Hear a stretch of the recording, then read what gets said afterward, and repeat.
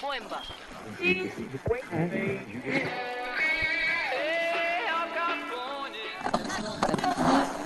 Trabalhadores do Brasil.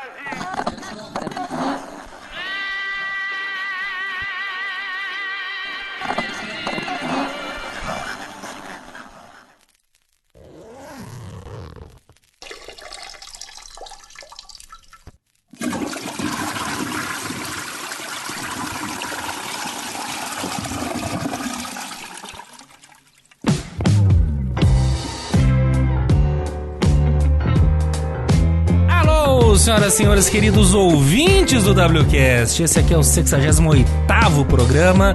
Eu sou o Felipe Lima, tenho aqui junto comigo meus queridos companheiros e amigos de bancada e uma convidada especial que em breve será apresentada. Mas antes disso, para quem tentou acompanhar a nossa live dessa semana, que seria por lá o nosso programa, tivemos grilos da cibernética, grilos da telemática e não conseguimos, nos foi tomado esse gostinho, então vamos aqui no nosso arroz e feijão de sempre, sem problema nenhum, só no áudio, e vamos que é para isso que a gente veio. Cesarino El Paraguacho, como é que você tá, querido? Como é que foi sua semana? Como que vamos? Estou te vendo aqui no vídeo, cabelinho batido, meio caído, como é que são essas coisas? Eu tô um pouquinho mais tranquilo que o Duquinha, mas eu diria que um pouco ansioso também, como ele, porque tá tudo bem, tá tudo em paz, mas vou te falar que tá difícil ficar esse tempo inteiro em casa. Tem hora que cansa um pouco, mas vamos lá, tá tudo bem, na santa correria. É porque não irei me prolongar. Eu perguntei do seu. Não pagar tanto porque a gente sempre deixa o Nene. É verdade, mas eu só vi que você tinha. Eu falei do seu cabelo tá batido, que você falou que você cortou o cabelo, foi isso ou não? Não, eu estou sentindo falta. Eu cortei, né? Eu devo dizer que eu cortei, eu fui no meu sogro. Você saiu de casa, então, né? Não, às vezes eu tenho que sair para ir no mercado, fazer uma coisa ou outra. Eu fui no meu sogro, que é cabeleireiro, então foi tudo muito familiar e sem grilos. Mas você, eu tô te olhando que você deu uma emagrecida, você tá de parabéns. Cara, isso eu posso afirmar, viu? Eu posso afirmar que do início do ano até agora, posso dizer com toda a convicção que já perdi 8 quilos. Que maravilha, nossa, rapaz. Beleza, hein? Nossa, parabéns. A quarentena me colocou na linha, cara. A quarentena e a Karen. Sim. Muito bom. E você, Neninhos, como é que você tá, meu lindo? Ô, querido, tudo bem? Estamos aqui nesse feriado que não é feriado, né? Que é e não é, e vai e não vai. Que raio que é isso? Ou não é? Você tinha começado a falar aqui em off pra gente sobre o Corpus Christi, né? E quem que é o Corpus Christi, afinal? É a data que se celebra o corpo de Cristo propriamente dito. Mas é quando ele morreu? Não, se eu não me engano são 60 dias depois da Páscoa, mas eu não... É tipo uma missa de 7º dias prolongada, então. Não, mas não tem. Eu não vou saber detalhar pra você, assim, depois falha minha, né? Belo católico que eu tô me apresentando. Você é o nosso representante, nosso consultor religioso.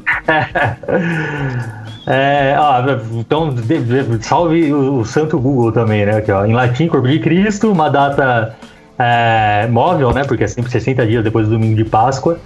Isso me deixa louco, data móvel. Por quê?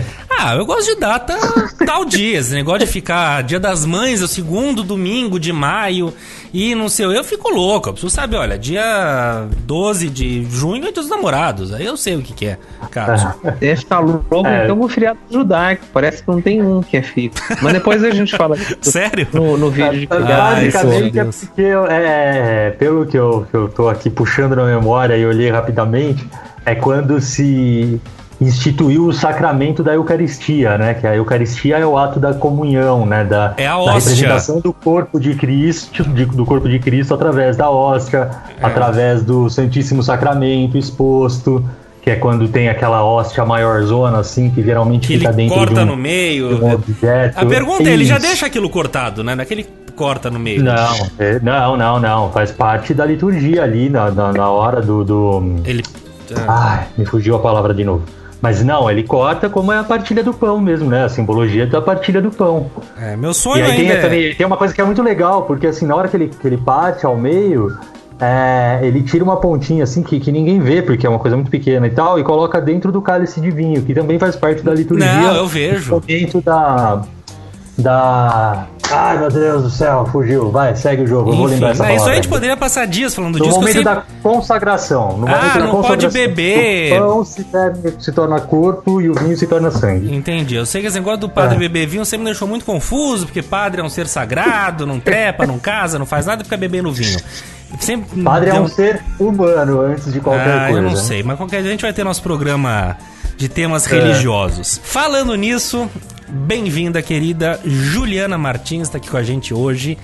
Ela é advogada, ela atua com direitos humanos, juventude, quer entender o que é isso de lidar com juventude, relações étnico-raciais, e o nosso podcast de hoje vem, como me ensinou meu querido amigo Cesário, ao encontro de todo esse debate racial que está vendo no mundo desde sempre, mas agora muito fortemente desde os acontecidos nos Estados Unidos com a morte do George Floyd, aqui no Brasil também, o menino João Pedro, o menino Miguel também levantaram isso tudo. Aí vem um governo absolutamente racista, preconceituoso, põe mais fomento nisso tudo. Bom, temos muito o que falar, e Juliana, que atua nisso tudo, vai nos trazer uma luz, que é o que eu falei pra ela quando a gente conversou antes do programa, convidamos ela, falei, olha, acima de tudo a gente vai tirar dúvidas também, porque é tanta coisa, é tanto detalhe, é tanta informação, pode, não pode, é isso, não é isso, como é que não é.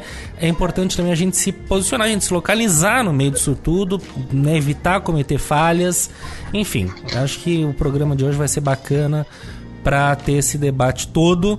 Ju, bem-vinda, obrigadíssimo pela sua presença, pelo seu tempo, por bater esse papo com a gente, valeu mesmo. Obrigada a vocês pelo convite e bora. Vamos que vamos. Bom, eu te falei que a gente não tem perguntas, a gente não tem nada, é um programa muito livre. Eu queria começar contextualizando. O que está acontecendo? A gente não tem perguntas, mas temos muitas dúvidas, Exatamente, né? É mais ou menos isso. O mundo está em polvorosa, né? A gente, aqui no Brasil, a gente começa a se confundir as manifestações democráticas, que daí as bandeiras antirracistas já entram no meio, já estão nisso tudo, mas nos Estados Unidos a gente está vendo que está fortíssimo. Agora deu uma amenizada, mas a turma lá não manda a nota de repúdio, não. O pessoal põe fogo abaixo, né? A coisa parece um pouco diferente. Desde a morte do George Floyd, aquela cena não é lamentável, não sei, me falta talvez um predicado. É terrível, é assustadora, horrorosa, do policial com o joelho no pescoço dele, enfim. E parece que é um modus operandi da polícia, né? Esse tipo de abordagem, de contenção. Eu não sei se, eu acredito que com todos, mas é engraçado como só os negros acabam morrendo nessa história toda, enfim. E hoje eu li também uma coisa que eu achei muito curiosa sobre isso ainda, que não policial que estava ajoelhado, mas um outro policial envolvido, pagou fiança e saiu. Vocês viram isso? Um dos policiais pagou envolvidos. Uma fortuna, eu vi. Exatamente isso que me deixou em choque. Ele pagou 750 mil dólares, tá? O que dá 3,6 milhões de reais. Você me desculpa, eu não tenho esse dinheiro. Paga, né? Eu não sei vocês, mas se amanhã ou depois eu tenho um pênalti, eu não tenho esse dinheiro. Como é que tira? Isso me parece que tem alguém por trás, né? Me parece que tem pessoas que acham que ele tem que estar na rua. Me faz pensar. Mas eu acho que só pra a gente também direcionar esse início com a Juliana, acho que a pergunta inicial mesmo é exatamente assim, o que esse caso do George Floyd teve de diferente dos demais, de tantos outros casos, no contexto global mesmo, né? Porque a gente tava batendo um papo aqui antes em off, aí você falou muita coisa que já foi super esclarecedor, mas de qualquer forma, a impressão que dá é que despertou o tema pro mundo. E não é que a partir de agora começaram a ter esse abuso, essa repressão e etc. É algo que sempre teve, né? Então, na sua visão e no seu conhecimento, etc., o que esse caso em especial despertou, né? O que houve para despertar tudo isso? Esse estopim aí. Ô, Ju, antes de você começar, eu pedi só para você se apresentar. Eu falei que você é advogada, trabalha com direitos humanos. Se quiser se apresentar um pouquinho, contar aí o que você faz, sua luta, como é que é. E daí realmente ir por esse caminho que o César falou. O que teve de diferente lá que estourou a bolha no mundo todo? Como é que foi?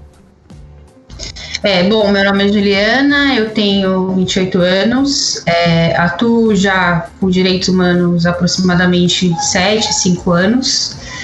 Já trabalhei na gestão pública, a parte da juventude é que eu trabalhei especificamente com a coordenação de juventude, pensando nas questões raciais a partir dessa perspectiva, porque, enfim, né, a gente vive num contexto pensando no genocídio da juventude negra, que acomete jovens negros periféricos que têm o seu CEP, a sua cor e a sua classe muito bem demarcadas, e eu queria entender como que esse fenômeno acontece, o porquê ele acontece, e isso era uma pauta muito latente quando eu trabalhei na gestão pública na época, dentro da coordenação de juventude, e por ser uma jovem também, eu acho que é um tema caro, e eu venho carregando isso ao longo da minha trajetória. Trabalhei já com diversas agentes, até na perspectiva de trabalho escravo, na defensoria pública, enfim, né, muito no ideal aí de jovem garota que entra na faculdade de Direito para tentar mudar o mundo, mas vê que isso não é possível dentro das estruturas que a gente nasceu, né, toda, e enfim, e daí faz as pequenas transformações na medida do possível. Acho que brevemente é isso. Com relação ao que a gente está posto, acho que tem duas coisas que precisam ser pontuadas antes, né? Existe já um procedimento que é um treinamento da polícia norte-americana, assim como tem um treinamento da polícia militar, da polícia civil e da polícia federal aqui brasileira, que determina quais são os modos operantes com relação à imobilização das pessoas, teoricamente, né, mas na prática, para pessoas negras. Especificamente nos Estados Unidos... Específica para a pessoa negra? É importante deixar isso muito claro. Existe essa distinção no papel? Existe essa distinção, porque essa distinção ela vem muito calcada na perspectiva do racismo estrutural. Por que disso? Né? O direito e a medicina, há muito tempo, assim, eu não vou saber detalhar datas especificamente, mas tinha uma teoria que era uma teoria eugenista, que é do Lombroso, que determina nessa teoria que a gente hoje nomeia como racismo científico, que estudava os corpos negros, os crânios negros, e colocava e taxava essas pessoas negras. E essa teoria ela é impressionante porque ela vem pós a abolição da escravatura, onde determina, né, nessa teoria, que tem resquícios até hoje, tanto na polícia militar brasileira quanto na polícia dos Estados Unidos, quem são as pessoas que têm, aspas, a tendência a serem suspeitos e a cometerem crimes, né? E daí essa teoria eugenista e numa perspectiva de criminologia, as pessoas negras, elas eram medidas, os seus crânios, especificamente os homens negros tinham seus crânios medidos, e estava ali determinado que uma pessoa negra, um homem negro, tinha tendências à delinquência. E isso passa por linguagens e passa... Onde você vai ficar assistindo esse? Obrigada. Não vou tirar, não. Passa por linguagens e passa por um histórico de atuação contínua da polícia. Voltando para a perspectiva do George Floyd e das manifestações, a gente sabe que a história... a história de hoje nada é mais do que um reflexo daquilo que é carregado pensando nos Estados Unidos, da supremacia branca que ali existiu, de um processo profundo de segregação racial que era pautado em lei e que também era pautado no racismo científico. E daí você constrói, né, um imaginário de quem seriam esses suspeitos e como esses suspeitos seriam encarados e deveriam ser, aspas, domados, né? Então, acho que isso traz muito uma perspectiva do que a gente vivencia hoje. O movimento Black Lives Matter já é um movimento antigo, assim, pensando que ele não nasceu da morte do George Floyd, né? A gente tem um apelo midiático e uma cobertura midiática. Parece que ontem nasceu o movimento negro, né? Daí nasceu ontem também o movimento negro dos Estados Unidos, e isso se estruturou dessa forma. E não, esse movimento, ele foi... a primeira vez que ele foi criado foi por uma morte semelhante com a morte que aconteceu com o George Floyd, onde um jovem negro foi também imobilizado, e ele falou as mesmas palavras de não consigo respirar. Não foi pelo joelho, mas foi uma forma de estrangulamento, e ele não tinha nenhum tipo de arma, não tinha nenhum contexto de suspeita que poderia agredir ou imobilizar a força policial que estava ali posta, e mesmo assim ele foi estrangulado e foi morto. E daí começa um levante de manifestações nos Estados Unidos para pautar novamente essas questões raciais dentro da perspectiva da violência policial, né? E como que essa violência policial ela é letal para o jovem negro vivo, para o jovem negro. O que eu gosto de pontuar é que existe uma estrutura onde ela é uma estrutura militarizada, né, que constrói quem é o inimigo da sociedade. E esse inimigo da sociedade é uma pessoa negra, é um jovem negro, em especial quando se estrutura esse racismo, né, que fala para essas corporações que estão postas e que têm o seu poderio tanto de armas quanto de técnicas muito bem delineadas, e também muito bem delineadas quem são os suspeitos. Tem um caso que é muito emblemático, que tem uma foto de um jovem branco norte-americano que entrou numa escola e assassinou diversas crianças e atirou, como tem vários casos de morte em série que acontece nos Estados Unidos. Ele simplesmente é algemado e ele é encaminhado para a delegacia e é essa forma como um jovem branco é tratado nos Estados Unidos. E daí o que mais me choca e o que deveria chocar as pessoas também é que uma nota de $20 dentro de um estabelecimento que a gente acha que a gente não tem a certeza, né, que era uma nota falsa, uma suspeita, gera uma morte de imobilização. Então, qual que é o parâmetro para essa polícia norte-americana, pensando especificamente nesse levante, nesse movimento, qual que é o parâmetro da polícia norte-americana? É um parâmetro nitidamente racial. Não é um parâmetro e não tem nenhum registro, no caso, de que ele tenha tentado reagir, tenha precisado utilizar essa imobilização e essa força toda, né? Não tem nenhum registro. Simplesmente imobilizaram, jogaram no chão e mataram. Simples assim. Eu tinha lido algo que ele tinha subido num carro, alguma coisa assim, eu não sei se... Isso foi logo no início, eu não sei se isso se comprovou ou não. Mas hoje deixa eu te fazer uma pergunta. Assim, só um adendo. É importante pontuar que o policial, especificamente que estrangulou o George Floyd, ele já tem um histórico dentro da corporação norte-americana de casos semelhantes, de morte de jovens negros, de atuação violenta. Então isso não é uma também de símbolos ligados, né, de fotos no Instagram, no Facebook, de símbolos ligados à supremacia branca. Diferente, né? Voltando na pergunta inicial, então, o que será que nesse caso... Mas peraí, Cesário, desculpa te interromper. Isso que você falou, pra mim é um ponto que eu já até entrei numa discussão com a minha irmã, um pouco sobre isso, mas era questão de homem e mulher.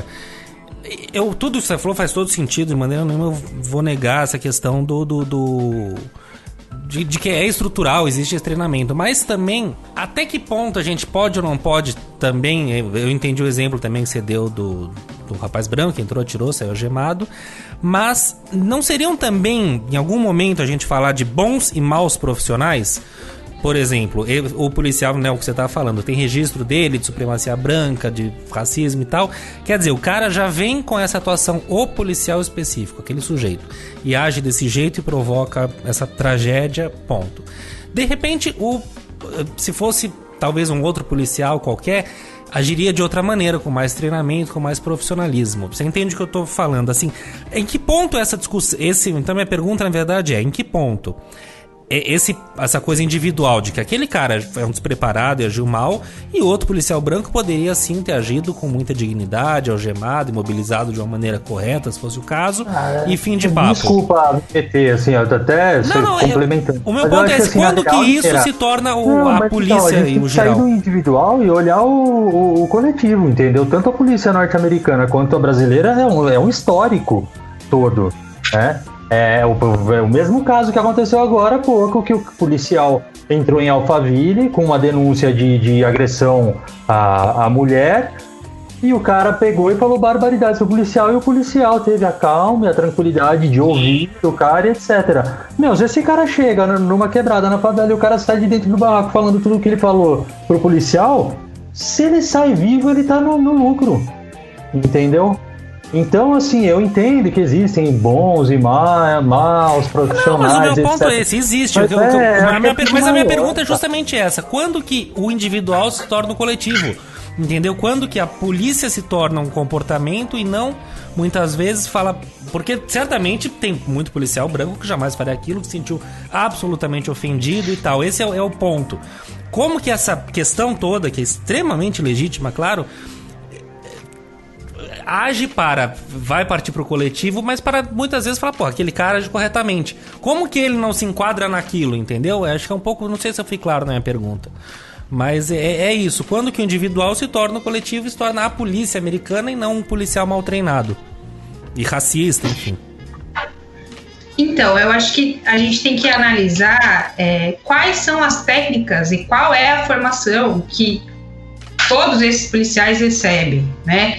E quem ele combate dentro dessa estrutura, né? A gente tem hoje, nos Estados Unidos, a maior população carcerária do mundo, né? E essa maior população carcerária do mundo é uma população negra, né? A gente tem saído diversas medidas sobre como é a atuação da corporação, né? Como os estados administram essas corporações, quais são os regimentos dessas corporações, qual é o treinamento dessas corporações. Então, acho que é importante pontuar que esses casos não são casos pontuais, onde um policial especificamente que está ligado a questões de supremacia branca, que tem esse histórico, age dessa forma. Uma corporação agiu, naquele caso especificamente, dessa forma, porque também foi conivente com a atitude daquele policial.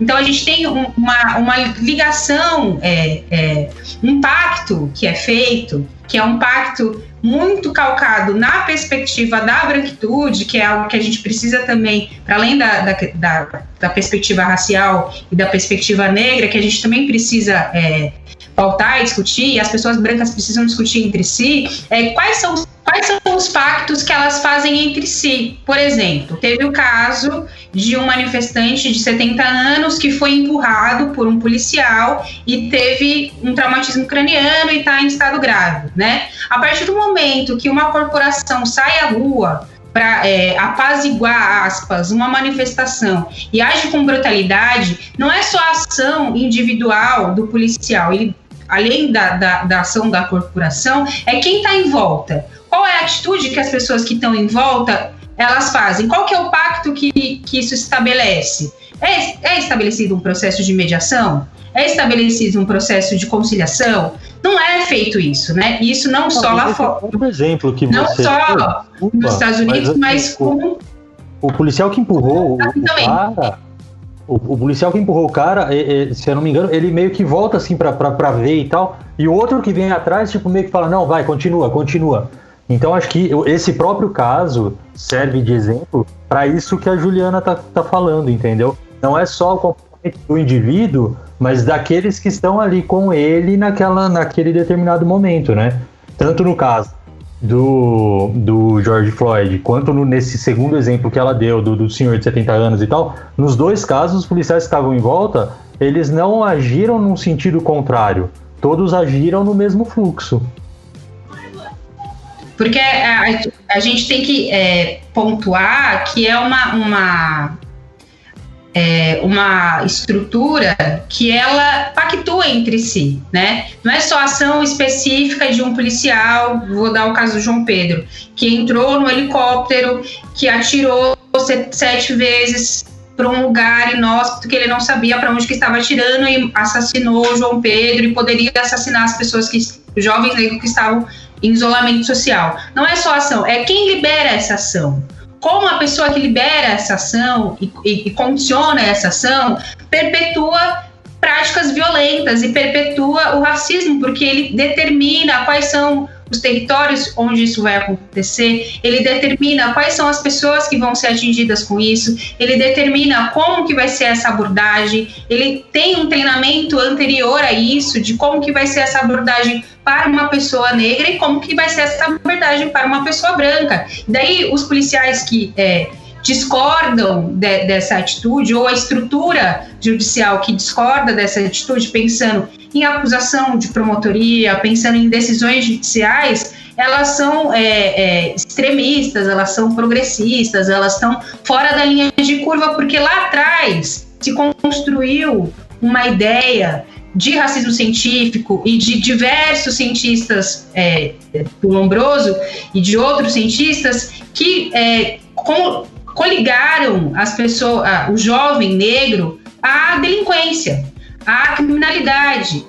Isso não exclui que a gente, não só no Brasil, mas lá fora também, tem desigualdades profundas que fazem com que se perpetue uma ideia de tráfico e de toda essa estrutura racializada para especificamente essas pessoas e para especificamente esses territórios. Mas eu gosto sempre de trazer um exemplo, que em acho que, se eu não me engano, 2017, foi uma pesquisa do PNAD que apontou quantos eram as pessoas negras que eram consideradas como traficantes, qual que era a quantidade de porte de maconha que era encontrada e qual que era as pessoas condenadas, não acusadas, qual que era essa quantidade, quantas pessoas eram acusadas, e fizeram esse comparativo com as pessoas brancas. Com relação, e pensando especificamente na maconha, na cannabis sativa, enfim. Com relação à população negra, 2 bombons sonhos de valsa eram já enquadrado essas pessoas, né, esses jovens, ou essas pessoas como um todo, 77% dessas pessoas eram enquadradas como traficantes de drogas.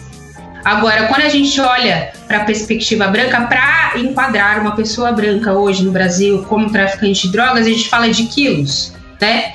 E daí era, acho que 3 caixas de bombom eram enquadradas pessoas como traficantes de drogas, não como usuários. Então, de que parâmetro que a gente está partindo? A gente está partindo de um parâmetro racial, que vai além da perspectiva de a morte como um fim, porque a morte, né, a falta de acesso ao direito à vida é um fim, que existem várias camadas que vão chegar até ali. Várias camadas estruturais de pensamento, de construção de sociedade, de oportunidades e de várias perspectivas que o marcador é a raça, né? A gente tem no Brasil um histórico, daí tem uma falácia também que muita gente dissemina, que, mas o racismo brasileiro ele é mais brando, porque a gente não teve um processo de leis que segregava como nos Estados Unidos, não teve um processo de leis que segregava numa perspectiva territorial, de falar, olha, você pode permanecer nesse espaço, né, e você não pode permanecer nesse espaço pessoa negra. Teve um processo de segregação a partir do processo de pós-abolição da escravatura, a gente tem uma lei que se valida por pelo menos 5 anos, que os negros não poderiam acessar as escolas públicas, não tinham direito à educação. Os negros não tinham direito a acesso à terra, à propriedade. E daí, em paralelo a isso, o Brasil incentiva um processo de embranquecimento, em especial em São Paulo, onde trazem pessoas, pagam pessoas estrangeiras, né, vindas da Europa, muito nessa perspectiva do racismo científico e da hegemonia branca, que era a raça pura, inteligente, e pessoas negras eram ainda consideradas, mesmo pós-abolição, pessoas desumanizadas, com falta de saberes e tudo mais.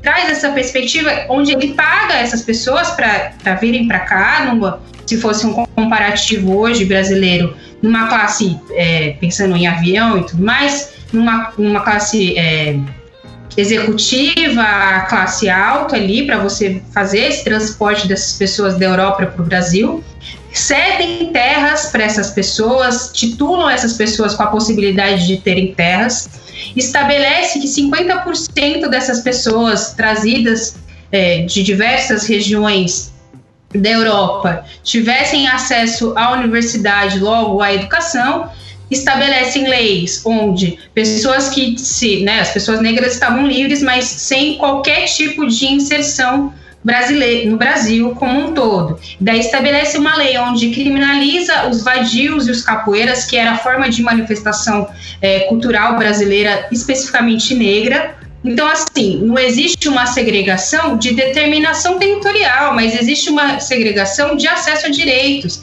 existe uma segregação também de acesso a quais espaços eu posso ocupar, quais espaços eu não posso ocupar.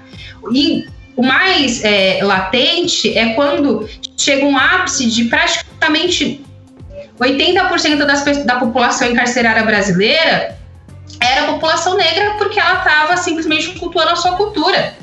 O samba foi criminalizado porque ele era perpetuado por pessoas negras. Então tem várias leis e várias formas de institucionalizar o racismo brasileiro que a gente não vê, né? Que a gente não conta, que a gente não estuda. E acho que a gente precisa resgatar isso para entender até como que essa estrutura foi formada. E o porquê que isso reverbera, né, da forma como está posta hoje, né? Não só com relação ao final, que é a morte, que é o genocídio, especificamente das pessoas de favela e periféricas e jovens negros de 15 a 29 anos, mas qual que é o reflexo dessas estruturas que perpetuaram pós-abolição? Eu gosto sempre de tocar nesse ponto, que é um processo pós-abolicionista. Só em 1990 que a gente vai falar de crime, de racismo, numa perspectiva para além de uma contravenção penal, que fala que isso aqui é mais brando. E ainda hoje a gente tem uma série de dificuldades para enquadrar crimes nitidamente racistas que têm uma pena inafiançável e tem um resguardo jurídico mais duro. A gente ainda coloca em uma individualidade onde é uma injúria racial e daí tem uma pena menor, enfim, então como que a gente corrige isso, né? O racismo brasileiro foi o país onde foi o último a sair de uma lógica de escravização. É muito recente essa história, são 130 anos apenas de abolição, que é uma abolição onde não cede direito à população negra, onde não cede espaço à população negra. Então, eu acho que a luta racial brasileira, ela precisa ser estudada e aprofundada, assim como acontece na luta hoje racial norte-americana, pelas pessoas brancas, porque as pessoas brancas estão na rua porque elas também conhecem essa história. Isso que eu ia falar, se você puder ter um pontuar, exatamente, acho que essa diferença, né, da luta lá e da luta aqui. Você falou essa questão da legislação, que de fato lá houve a segregação, norte, sul, aquela coisa horrorosa toda. Aqui não teve, mas teve outras coisas, mas não tão, vamos chamar de explícitas e gritantes e tão recentes. Isso é um ponto, mas que mais a gente pode ver como essa diferenciação, que você falou, a luta lá, talvez envolvimento dos brancos na luta lá e a luta aqui. O que dá pra... O que você pode falar sobre isso? As diferenças, o que a gente tem que aprender, ou também se desvencilhar e fazer o nosso, entendeu?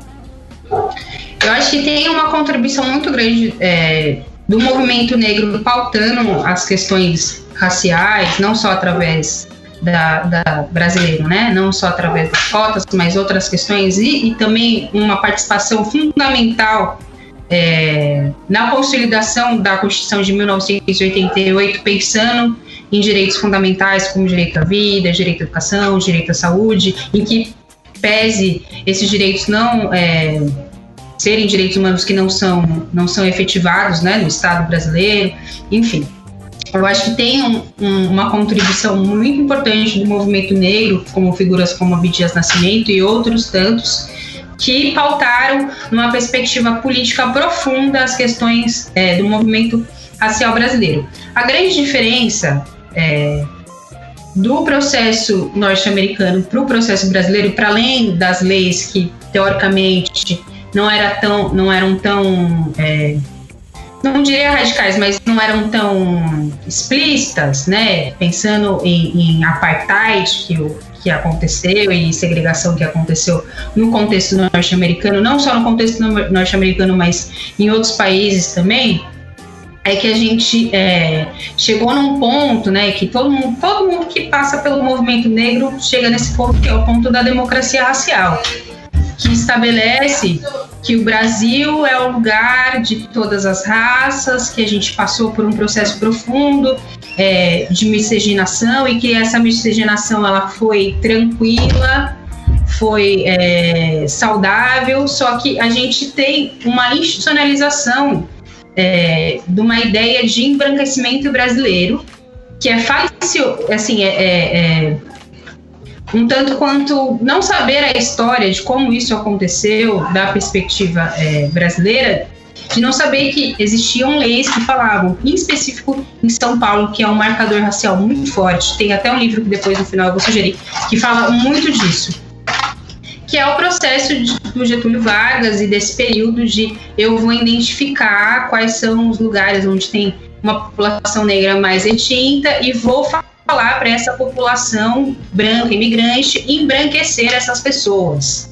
Tanto até que tem um discurso de um período que o Brasil se livraria da população negra e só teria pessoas brancas. Então, houve um processo muito profundo eugenista no Brasil e que traz uma ideia de que a gente é tudo misturado, que a gente traz um processo brando de racismo, que o racismo aqui ele é tranquilo, que não houve um processo de segregação, que a gente tem uma ideia de democracia racial que foi muito cunhada pelo Paulo Freire. Não é Paulo Freire, falei errado, mas o Gilberto Freire, que trouxe essa ideia de democracia racial e que ela se perpetua até hoje. Por isso que hoje a gente tem pesquisas que falam que as pessoas identificam que existe racismo no Brasil, mas as pessoas não são racistas, porque a gente vive na cabeça dessas pessoas em uma democracia racial que aceita todos, mas isso é uma falácia e a gente precisa aprofundar esse debate para trazer luz ao como que o racismo atinge as pessoas hoje no Brasil e como que isso é disseminado. Essa é a grande diferença. Enquanto as pessoas brancas brasileiras não discutirem e não debaterem entre si sobre o seu processo de branquitude, sobre o seu processo de racismo, a gente não vai ter um levante como a gente teve nos Estados Unidos, porque não tem um aprofundamento disso. Existe uma ideia muito forte da população branca, especificamente a população branca brasileira, de serem vistos e serem lidos e também se entenderem como pessoas universais. Eu sou uma pessoa universal, que não preciso ser racializada. Às vezes até é uma forma de, mas você está falando que eu sou branco, soa como se eu estivesse xingando a pessoa pelo processo de racialização dela. Sim, você é uma pessoa branca, você precisa entender qual que é o seu lugar de privilégio, qual que é o seu lugar de branquitude, para, a partir desse olhar, ver a questão racial brasileira. Então, a gente precisa sair desse lugar universal e começar a racializar também as pessoas brancas e como elas estão nessas estruturas de poder. Deixa eu só fazer uma colocação dentro disso mesmo, né? Até das pessoas brancas também começarem a entender o seu lugar de privilégio, etc. Lima, quantas pessoas negras tinham na sua escola que você estudou? Ah, dá pra contar na mão, bem pouca. Na minha sala, talvez uma ou duas, dependendo do período. Tá, Nenê. Na minha, quase que durante a escola inteira, na minha sala eram 2. Tá, eu também, e nós 3 estudamos em escola particular, né? E na minha escola, acho que tinham 4 pessoas. E eu acho que um pouco do que a Juliana tá colocando é, enquanto a gente achar normal, no sentido de não se incomodar com isso, acho que as coisas não vão mudar. Porque, assim, a gente cresceu, passou por todo esse processo de educação, tivemos acesso a um estudo de qualidade, etc, etc. Mas talvez em nenhum momento ninguém botou a gente para se questionar no sentido de que uma população... Juliana, qual que é a população negra do país hoje? Você sabe, mais ou menos? 56% autodeclarados negros. Quanto Então, eu perdi? mas- 56? 56% Tá. de autodeclarados negros. Então, uma população que a maioria Desculpa absoluta... te interromper. Essa questão do autoproclamado é porque tem muita gente que é negra e se considera branca, não é isso? Sim, né? E também tem uma acho que é mais, acho que não é tanto no lugar de se considerar uma pessoa branca, mas no lugar de se considerar uma pessoa parda, e daí não ter uma leitura sobre o que é pardo e sobre o que é negro, e tem essa construção toda, né? Entendi. Perfeito. Continua, Cesário, desculpa. Não, bom, não. Mas é até importante, só pontuar uma coisa, é até importante que, assim, isso da autodeclaração e do entendimento como uma pessoa negra, né, e a leitura sobre o que é uma pessoa negra brasileira, ela é muito recente, né? A gente conseguiu, a duras penas, esse entendimento sobre termos que eram utilizados para deslegitimar esse lugar de pessoa negra, como escurinho, moreno, mulato e tantos outros termos extremamente racistas, porque isso também é uma estratégia. Porque como você constrói uma sociedade brasileira calcada em privilégios diversos, que são privilégios que passam pela questão da branquitude, onde as pessoas negras são maioria e se autodeclaram, né? Então, assim, isso também foi uma estratégia, porque a estratégia vou aproximar, vou desmobilizar essas pessoas dos encontros, né? Desde a perspectiva do navio negreiro até a perspectiva pós-abolição, porque a gente consegue muito bem se reinventar e se rearticular. Vou embranquecer essa população para afastar esses encontros e essa articulação, tanto até que no período da ditadura a Frente Nacional Negra Brasileira, ela é perseguida pelos tempos de chumbo e é totalmente desmobilizada, e era a única frente que pautava a questão de alfabetização e educação na época, né, para trazer essa perspectiva de educação e de acesso, de ocupar espaços. E daí o tempo todo a gente vê narrativas que é diferente da narrativa de segregação e no processo norte-americano, né? Tem um processo de segregação, essa comunidade se junta e ela se movimenta, ela se articula, ela se mobiliza e ela constrói levantes mais recentes, né? A gente tem levantes importantes como levantes no período anterior à abolição, mas a gente tem alguns levantes mais articulados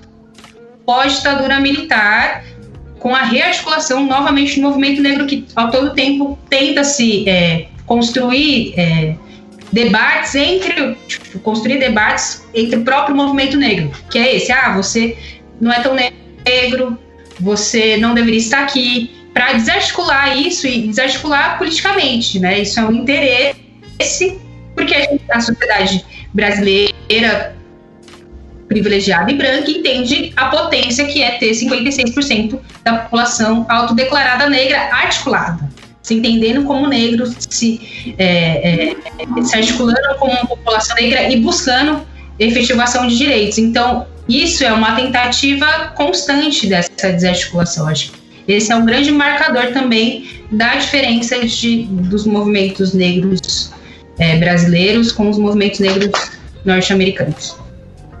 Excelente. Ô Cesário, você falou a questão da escola, você ia concluir alguma coisa do seu pensamento ou eu posso ir para uma dúvida? Não, o que eu ia dizer, assim, é que eu acho que fica claro, né, dessa questão do quanto, enquanto a gente não se incomodar com isso, dificilmente as coisas vão de fato mudar. Eu acho que só 2 outros pontos que eu gostaria de acrescentar em tudo isso que a gente está discutindo por que a gente não se questiona também por que a própria indústria cultural acaba contando a história do negro sempre relacionado ou à violência ou colocando ele num segundo plano, nunca tem um papel poucas vezes tem um papel de protagonismo, e tudo isso vai gerando, na minha opinião, também essa cultura de achar normal toda essa questão da diferença, de se achar muitas vezes até superior em relação a algo. E para finalizar, a impressão que dá é que muitas vezes a própria história do negro não é contada pelos negros. Ou então, quando é contada mais uma vez relacionado a uma violência ou algo nesse sentido. Um exemplo que eu não sei se cabe exatamente nisso, mas que me veio à mente agora é a questão que enfim, bombou na internet e tal, o tal do painel na Globo News. Tava lá, a pauta é racismo e todo mundo que tava ali era branco. Aí teve todo um movimento contrário e tal, e depois a Globo News montou o programa discutindo com todas as pessoas negras. O que a gente chegou a comentar alguma coisa no nosso grupo no WhatsApp também, mas que eu acho que tudo bem, né? Vale ali, pelo menos pelo reconhecimento da falha. Mas o que eu quero dizer como que a gente vai cobrar liderança ou ter referências se a gente não consegue nem dar acesso à educação? Como que a gente vai cobrar um pensamento diferente de toda uma população se essa história é contada do ponto de vista do branco? Sabe? Acho que são pontos que são cruciais, que mostram que, enquanto tudo isso não começar a ser mudado, vai ter esses booms de todo mundo dizer que antirracismo, que isso e aquilo, mas amanhã ou depois vai acontecer alguma outra coisa, as pessoas esquecem e infelizmente não vai ter uma transformação. Não sei se eu estou falando alguma besteira muito grande, mas é a minha leitura disso tudo. E até um adendo, se eu puder fazer um comentário só. Acho que a Juliana até falou da quantidade de droga, né? No nosso programa sobre maconha, com a Anitta, né? A gente perguntou até pra ela, falou, como é que é a proibição aí, né, em relação aqui? Ela falou, é muito parecido com aí. Depende muito do bairro onde você tá e da cor da sua pele, você vai ser tratado de um jeito, vai ser tratado de outro. Então, só até como complementando aquele raciocínio sim, é mundial, do que é tráfico, o que não é, né? E na prática, pegando o gancho disso, Juliana, como é que é? Na prática, por exemplo, se um advogado de uma pessoa que foi pega com uma quantidade, essa questão da droga me deixou em dúvida também. Mas tem um caso, não sei o que o cara foi pego com uma quantidade muito maior e não foi enquadrado enquanto traficante e tal. Porque a legislação, ela prega alguma coisa, eu não entendi bem como que é essa distinção pela cor sobre isso. Também quando você falou... Então,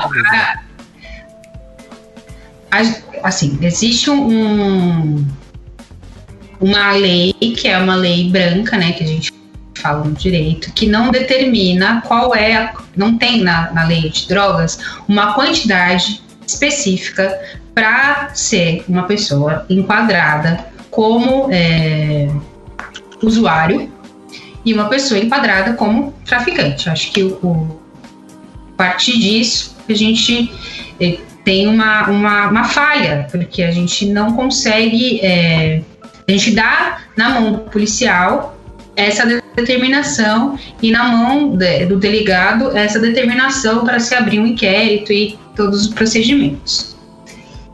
E na grande maioria dos inquéritos policiais e das abordagens policiais, sempre tem um apontamento sobre como é enquadrado, né, a questão especificamente das drogas, sobre as circunstâncias, que novamente abre um precedente para que circunstâncias que circunstâncias que a sociedade brasileira entende como circunstâncias de um traficante de drogas e como circunstâncias de um usuário.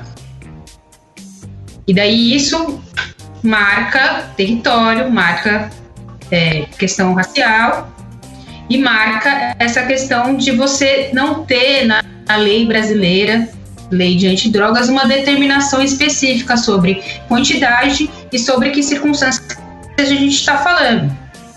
E essa disparidade com relação à quantidade de pessoas negras que são apreendidas com pequeno porte e com relação à quantidade de pessoas brancas que, em sua grande maioria, pelos dados que são apontados pelo PNAD, são apreendidas pela quantidade, né, assim, maior do que uma quantidade ínfima que a população negra carrega, em sua grande maioria, é um demarcador racial, porque essa condenação e esse inquérito é instaurado por uma quantidade ínfima que poderia ser considerado como usuário e que determina quais são essas circunstâncias. E essas circunstâncias são circunstâncias de território, são circunstâncias de raça. E essas circunstâncias são determinadas pela polícia, que tem parâmetros e até tem diversos diretrizes internas da Polícia Militar que aponta quem deve ser apontado como suspeito. Circulou um tempo atrás na internet um advogado, acho que é o Flávio, se eu não me engano, um advogado negro, que ele coloca a determinação da polícia, uma das determinações da polícia e da superintendência da Polícia Militar, quem deve ser colocado como suspeito, e lá está marcado: pessoas negras em determinados bairros, XPTO, devem ser enquadrados dessa forma, devem ser revistados, precisamos ficar atentos, encontramos o inimigo. Isso reverbera também na lei antidrogas, que é uma lei, pensando em porte e tráfico, é uma lei que abre brecha para o policial militar, para o delegado, definir quais são as circunstâncias, definir qual é a quantidade e definir qual é a pessoa que vai ser colocado como traficante ou não, né?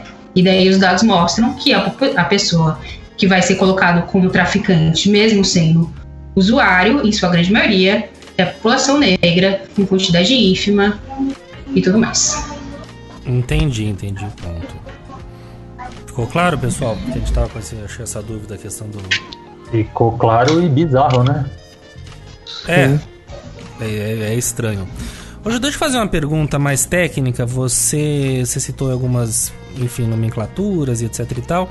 E eu vi recentemente um vídeo, e agora isso está muito em pauta, e é uma dúvida que eu sempre tive e que vamos tentar resolver. Você é negra ou você é preta? Como que eu devo falar? Qual que é o certo? É a questão do negro, do preto, do...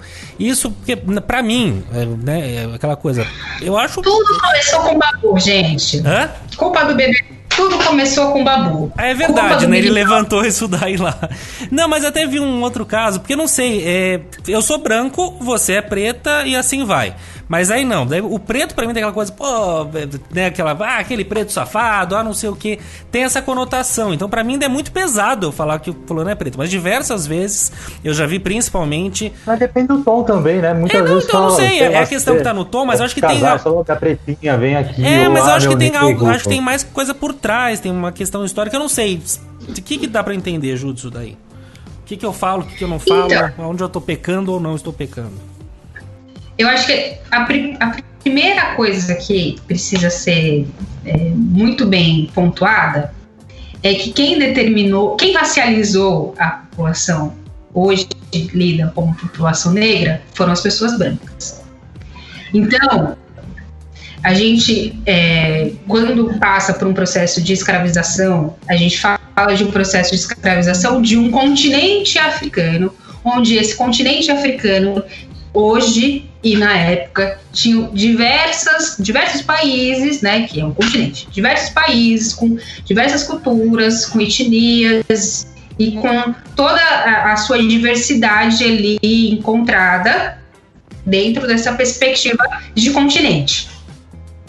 Quando acontece o processo de escravização das pessoas africanas que estavam nessa perspectiva, estão ainda nessa perspectiva de continente, mas na época eram escravas, era necessário para a dominação e para a ideia de poder, que isso também traz coisas positivas, aspas, na questão de dominação e poder, era necessário você unificar uma determinada população. Então, eu vou colocar aqui todo mundo como uma população negra, porque assim eu tiro as subjetividades do continente africano, eu tiro as diferenças que existem no próprio continente e eu desumanizo essa população e determino isso. O que acontece com o termo negro?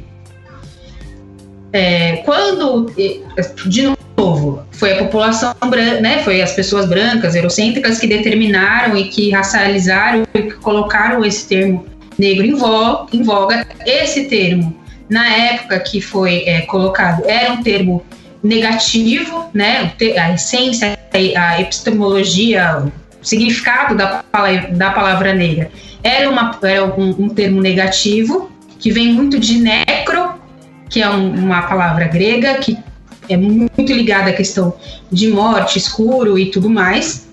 Nos Estados Unidos é extremamente mal visto, né? O quando níger, você... né? E daí, para você unificar, né, na tentativa de dominar essa população, você estabelece esse termo. Acho que a partir daí é importante. No Brasil, houve um processo muito puxado pelo movimento negro, por isso que a gente fala movimento negro, para tirar essa conotação negativa do termo. Muito também porque a gente hoje tem uma leitura de uma população negra a gente não, assim, normalmente não utiliza o termo pardo, porque acho que o termo pardo é mal empregado, mas uma população negra com um tom mais claro, uma população negra com um tom mais retinto, e daí passa pela perspectiva de colorismo e miscigenação, que a gente já falou um pouquinho lá atrás. E daí o movimento negro, na história, ele ressignifica esse termo negro. Ele traz uma perspectiva que é muito pautada nos anos 90, que é 100% negro, que ressignifica isso, de trazer uma perspectiva do orgulho da negritude, de respeitar a diversidade. E isso é puxado como pauta e as pessoas começam a utilizar esse termo de uma maneira ressignificada. E o termo preto é um termo que lá fora é muito utilizado, aqui também é utilizado muito nas relações entre pessoas pretas e pessoas negras, muito numa perspectiva de intimidade ali, né? E também pode ser utilizado, só que também traz uma perspectiva de pensar uma pessoa preta como uma pessoa, normalmente uma pessoa retinta, e daí utiliza-se o termo negro para ter uma abrangência maior, pensando em pessoas negras de tons mais claros e pessoas negras mais retintas, e normalmente a gente faz essa divisão. Não existe, assim, uma forma... Acho que o movimento negro foi muito positivo em ressignificar esse termo, tanto que a gente utiliza a palavra negro em todo lugar.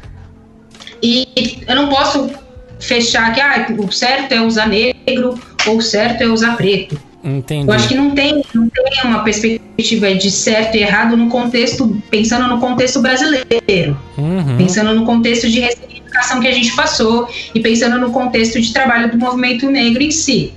Tá. Eu acho que é isso. Parte muito da perspectiva de você começar a entender a população negra, ou o indivíduo negro, ou a pessoa preta, dentro de um lugar de individualidade e subjetividade, como o lugar da pessoa branca. Então, a primeira pergunta que se deve fazer é: qual o seu nome? Seu nome é Juliana? Seu nome é Maria? Seu nome é Cláudia? Sim. Qual o seu nome? E daí, como você se lê dentro de um lugar de identidade racial? Você se lê como uma pessoa negra ou preta? Você se lê como uma pessoa branca? Porque daí você traz novamente um resgate das nossas subjetividades como indivíduo humanizado, como indivíduo que tem toda uma perspectiva subjetiva de diversas questões, não como um corpo que unificou toda a nossa diversidade e colocou dentro de uma caixa. Então não é sobre usar, acho que entendi, muito... Tudo é válido e... que lugar que tá e como tá e do que a gente tá falando.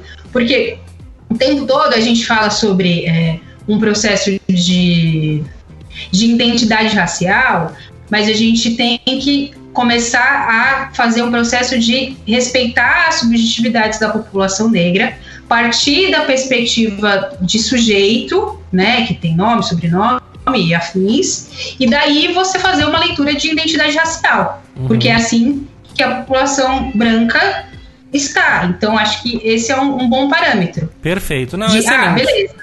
Não, é que é muito nisso, aquela coisa de cair no erro. Puta, será que se falar sempre, fulano, um cantor negro, os mais importantes, não sei o quê. Porque fulano... isso também, só fazer um adendo. Isso também faz com que, por exemplo, termos que costuma se usar fulana é negra e bonita. Fulana é negra e inteligente. Sim, perfeito. Isso é terrível. Até a palavra fulano é uma palavra que é uma palavra racista, mas que depois a gente pode entrar nisso, assim, na sua essência, né? Então, acho que é isso, fazer uma análise sobre de que ponto que a gente está partindo. Se a gente está partindo do ponto de identidade racial, então que a gente parta de um ponto de identidade racial onde a pessoa fale: sou negra, sou preta, gosto de ser falada como preta, eu gosto de ser falada como negra e meu nome é tal. Perfeito. Minha idade é tal, meu território é tal. Porque você constrói um lugar de respeitar a individualidade e a subjetividade das pessoas e ver a pessoa negra também como uma pessoa universal.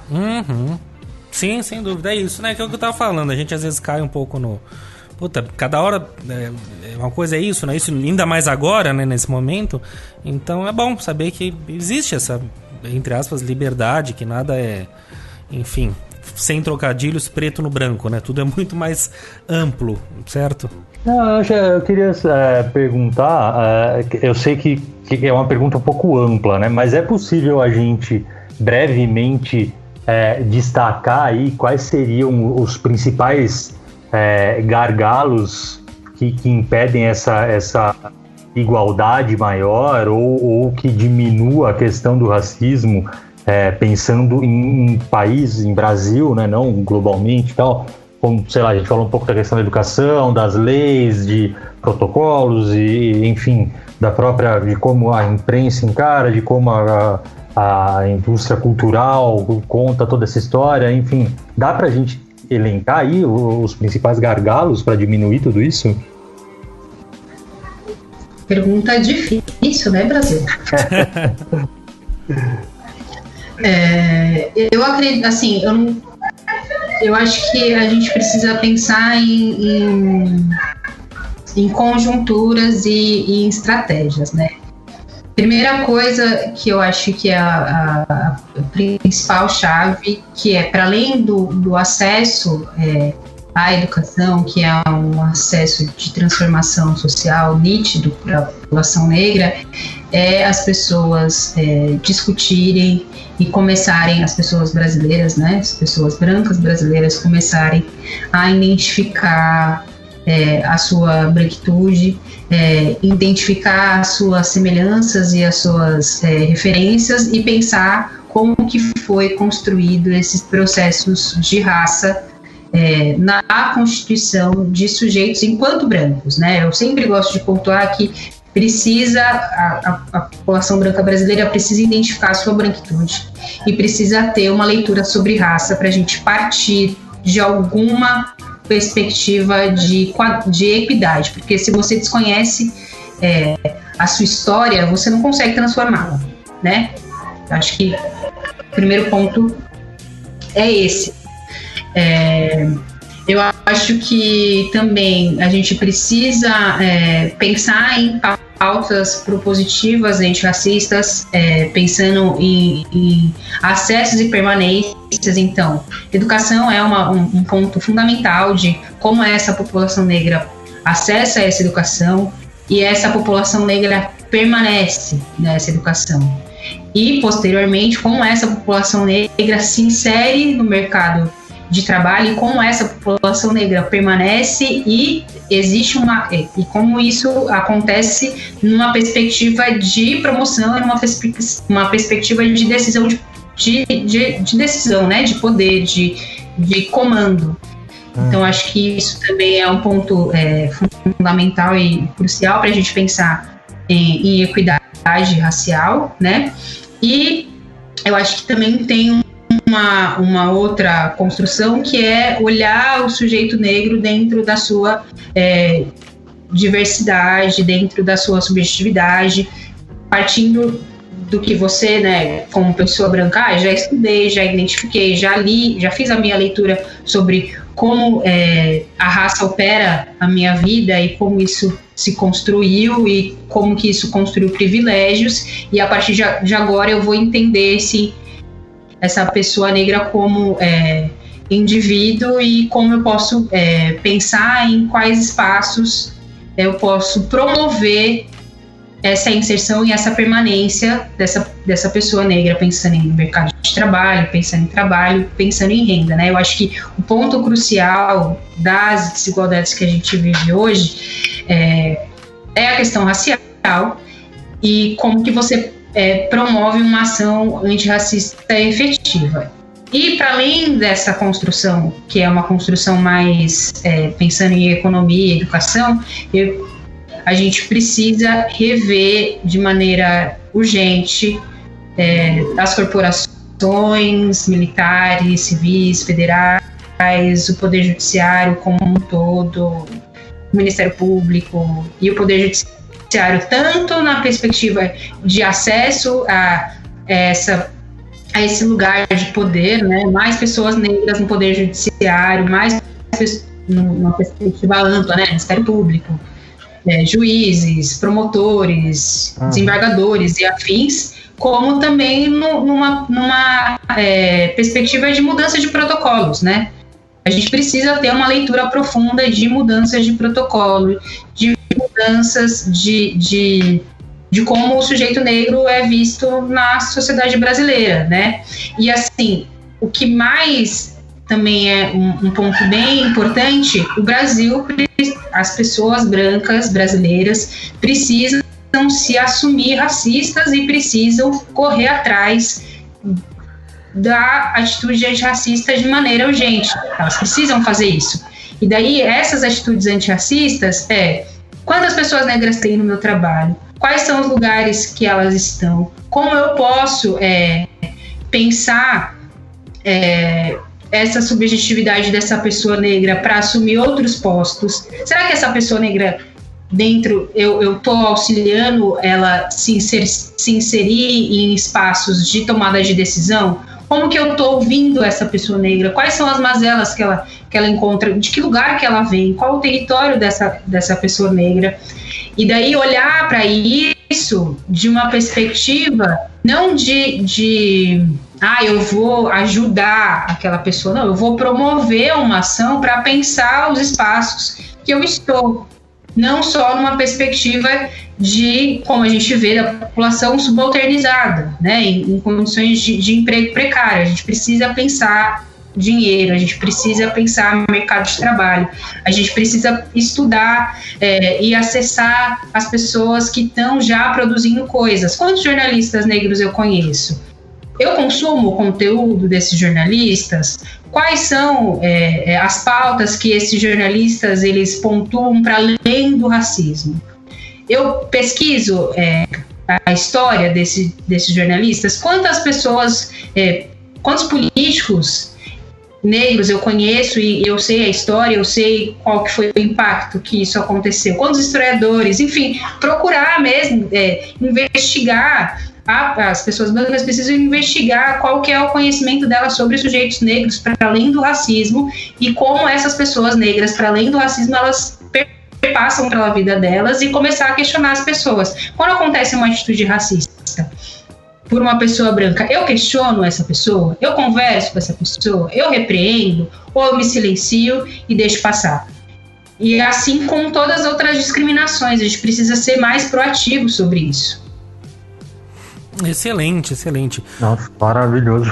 Ô Ju, Sim. uma que a gente tá, enfim, falando de coisas graves e problemas e tal, vamos tentar trazer um pouco de brilho.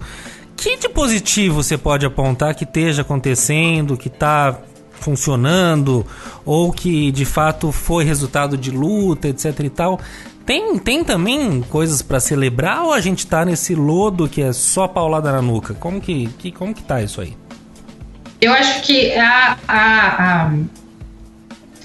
eu acho que tem muito saldo positivo com relação à política, pensando na perspectiva da política de cotas, né?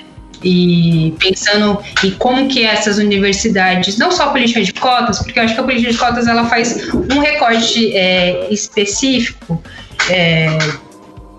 numa perspectiva de, por exemplo, de pensar que a pessoa, não é isso, né? Eu preciso de uma pontuação específica para estar ali dentro de uma perspectiva de uma universidade pública, né?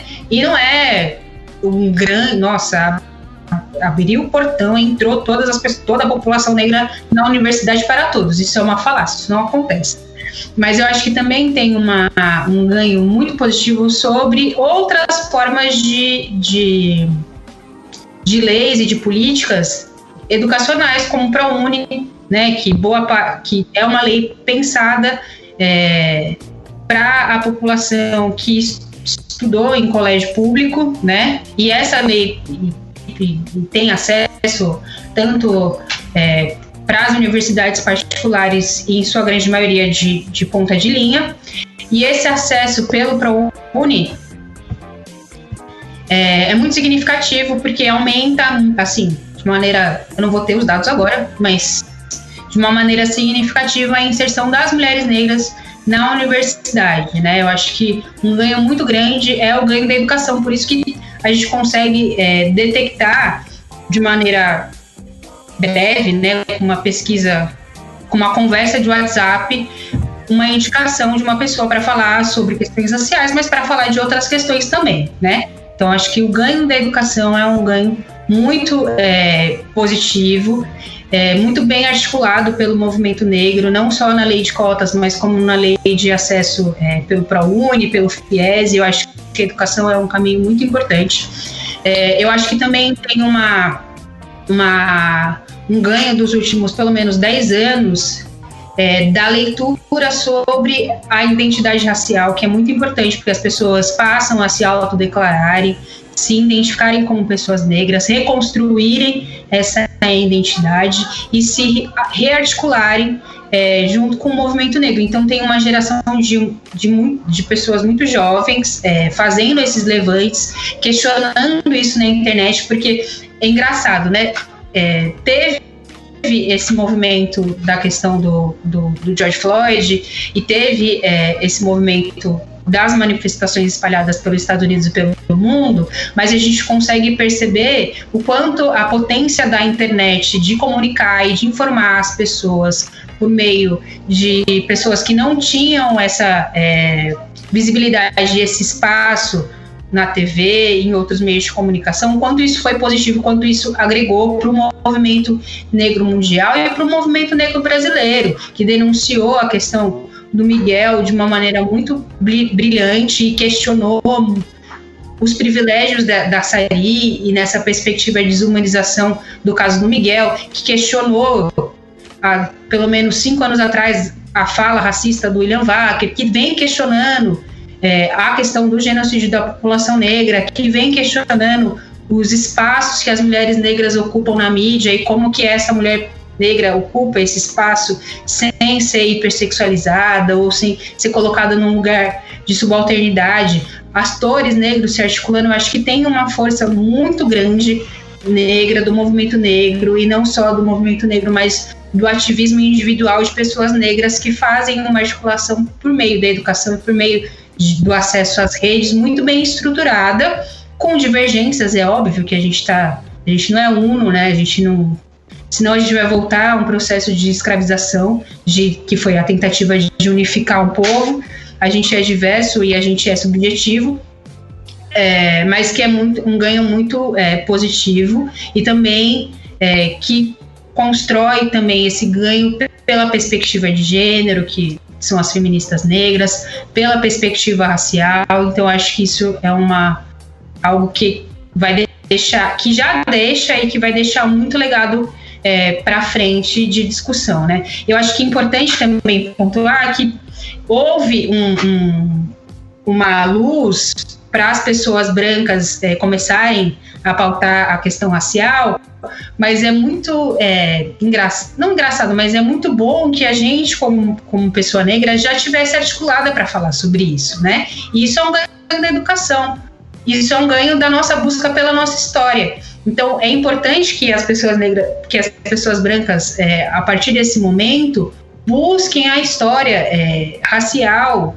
brasileira, busquem a história racial africana, busquem conhecer a perspectiva das filosofias da diversidade, porque a gente é ensinado, né, nas escolas, a entender a filosofia a partir de uma perspectiva eurocêntrica. Abrem as portas não só para a questão racial negra especificamente, mas para outras filosofias, para a filosofia oriental, para a construção de ideias sobre o Ocidente, né? Como que isso é construído, como que a gente vê essa construção de Egito, construção de outras narrativas, construções da narrativa indiana, construções de outros história, né? A história como fala do negro que vem para o Brasil, que veio da África, mas assim, como a história conta como se a África fosse uma ilha, né, onde foram lá, pegaram pessoas e trouxeram para cá.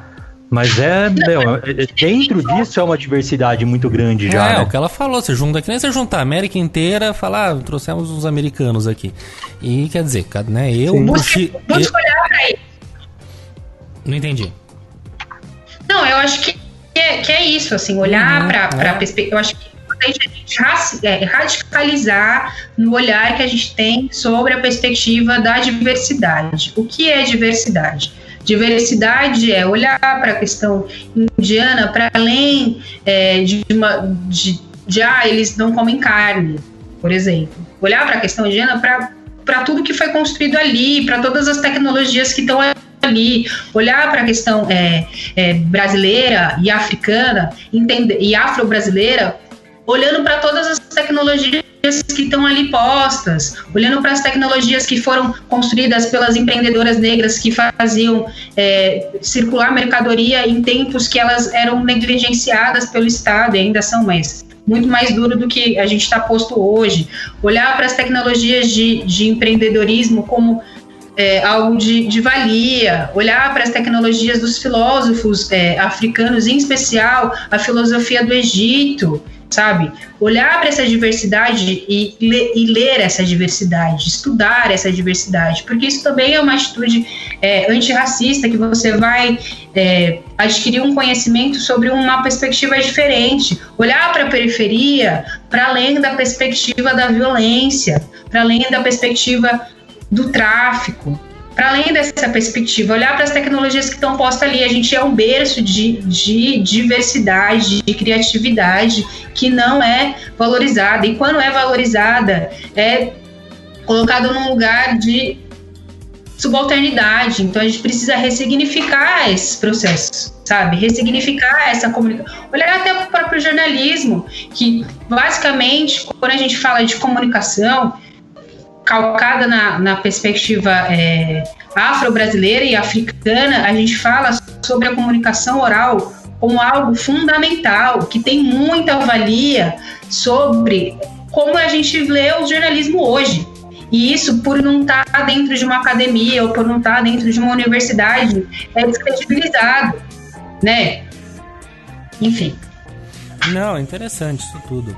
Bom, nosso tempo já estamos aqui estouradíssimo, mas tem um ponto que a gente falou semana passada e que eu não posso deixar de falar, que gerou dúvida, enfim, quero saber a sua opinião sobre uma coisinha polêmica chamada lugar de fala. E aí, o que é o lugar de fala? O que eu posso falar, o que eu não posso falar? Existe isso? Tem que existir isso? Não tem que existir isso? Queria saber a sua opinião, que você explicasse um pouco como você vê.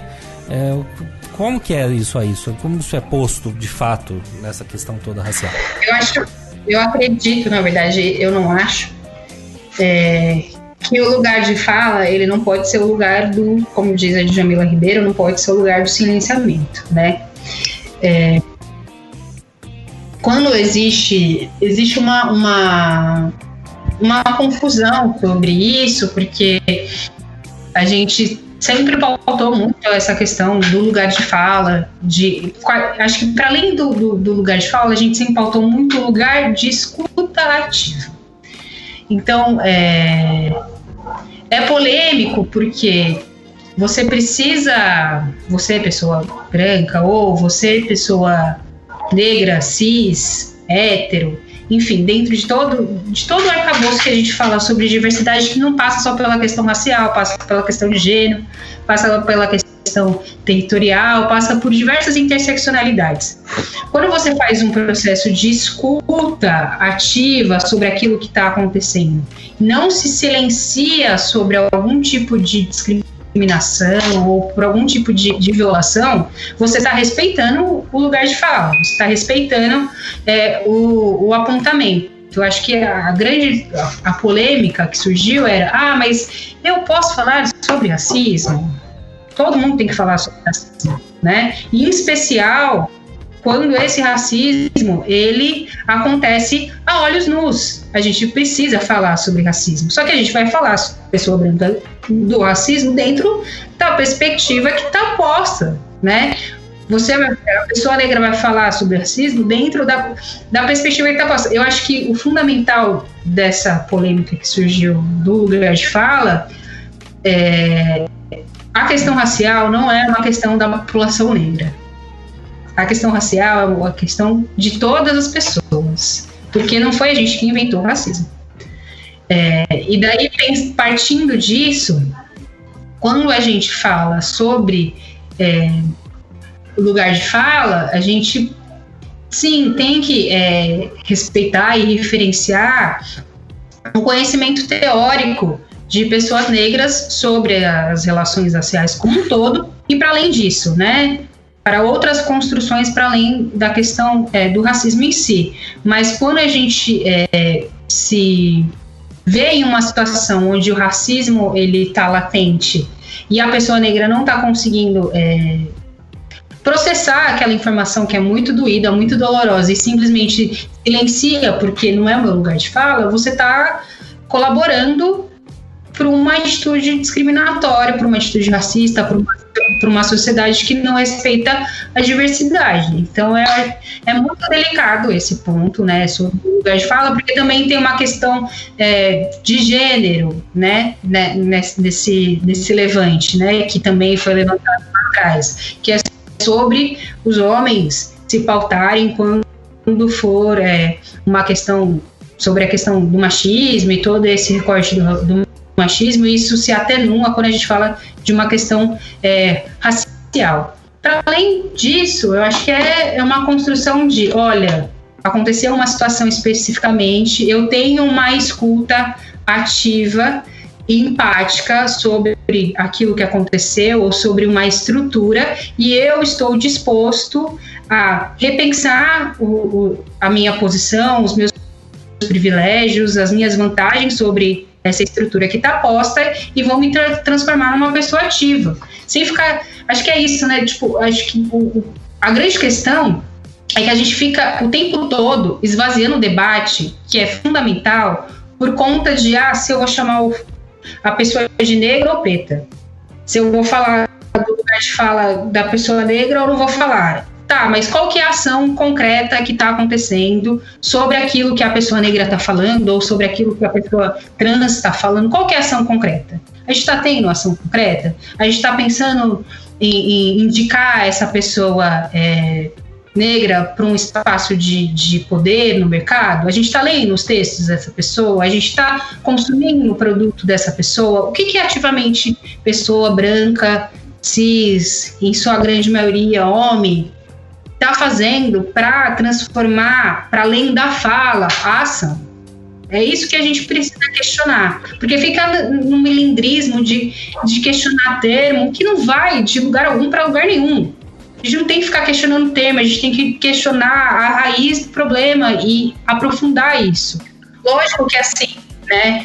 Quando eu estiver num espaço onde tem uma pessoa negra e tem uma pauta racial latente, tem uma discussão ali, eu vou falar, primeiro, pessoa negra, fale sobre isso, que é a sua vivência, a sua experiência, e vamos respeitar o seu lugar de fala. E daí eu abro para uma perspectiva de analisar, escutar e ver qual que é o meu papel dentro disso, quando a gente está pensando numa perspectiva de debate. Da mesma forma das construções de gênero, tem uma mulher falando sobre a sua perspectiva, sobre a sua construção, sobre como o machismo e outras questões perpassam por ela e atravessam ela. Vou abrir aquele espaço para primeiro ter uma escutativa sobre aquilo, depois falar sobre aquilo. Eu acho que as pessoas confundiram lugar de fala com posicionamento. Eu preciso me posicionar se eu quero um mundo onde as pessoas sejam melhores tratadas, onde os direitos sejam respeitados e efetivados, onde a política pública funcione estruturada, onde eu tenha diversidade para outras gerações. Eu preciso me transformar em uma pessoa ativa em questões de gênero, em questões raciais, em questões de acessibilidade, pensando em deficiência, em todas as questões que perpassam a diversidade. É sobre isso. Não é sobre eu vou deixar de falar ou não, eu preciso me posicionar, né? Perfeito. Não, acho que você falou lá no começo, né? Que não pode ser transformado em silenciamento, em censura, em nada disso. Acho que às vezes a questão é até mais simples, né? Isso, sim, você pode falar, você é bem-vindo a falar, e acho que acima de qualquer coisa é o bom senso, a boa educação que pautam também. Eu e o César, a gente tava até... o diálogo, né? Se você tá com dificuldade de entender se é o seu lugar de fala ou não, pergunte. Fala, olha, então, eu tô com dificuldade aqui. E é uma coisa básica, sobretudo, né? Se eu tenho... Eu perdi um pai. Você não perdeu um pai. Quem que tem um pouco mais de propriedade para falar sobre o sentimento de perder um pai? Provavelmente quem perdeu um pai. Então, estamos falando de uma questão, né, de questão negro, etc e tal. Talvez a pessoa negra que viva aquilo tenha um pouco mais de visão ampla para falar, mas nada impede de que a pessoa branca possa falar, discutir, defender, se posicionar, criticar da maneira que for, enfim. Eu acho que é isso, é o diálogo, né? Acima de tudo, o diálogo e as diferenças que se unam e que nos levem a algum lugar. Eu acho que esse é o grande pulo do gato, fora qualquer tipo de silenciamento, de censura. Certo, meninos? Inclusive, estamos em tempos, né, de censura. Pois é. Bom, vamos adiante, nosso tempo tá estouradaço. Vocês têm mais algum ponto? Assim, a gente tem muito mais o que falar. Dá pra fazer mais uns 7 programas. Isso que eu ia falar, rende, hein? Nossa senhora, ainda mais com quem entende do assunto, é uma delícia, porque, Coisa. Vamos, é muito bom. Mas o tempo urge e temos que andar. Vamos andar? Vamos andar. Bora. Então é isso, foi maravilhoso até aqui esse papo e, puxa vida, acho que abriu muito, trouxe muita informação boa, uma visão muito interessante de quem de fato, e aí sim é o que a gente estava falando, né? Vive a luta, vive a discussão, enfim, conhece, isso é muito bom, vi quem acho conhece. O exemplo legal da questão do próprio lugar de fala é isso mesmo que a gente está fazendo agora, né, Limeira? Porque quando esse assunto todo começou a ficar cada vez mais em evidência, a gente falou, vamos falar disso no podcast. Mas ao mesmo tempo a gente falou, é legal, sempre, todo diálogo, todo debate é interessante. Mas nós três falando sobre racismo pode parecer até arrogância, sei lá. Sabe? E por que não trazer para o debate alguém que de fato tenha propriedade para falar sobre aquilo, né? Porque vive aquilo, porque como a gente mesmo, quando você falou, né, que nós discutimos isso na semana passada, Eu acho que é muito bacana o que a Juliana falou no começo da fala dela, né? A questão do lugar de fala não pode calar o diálogo, né?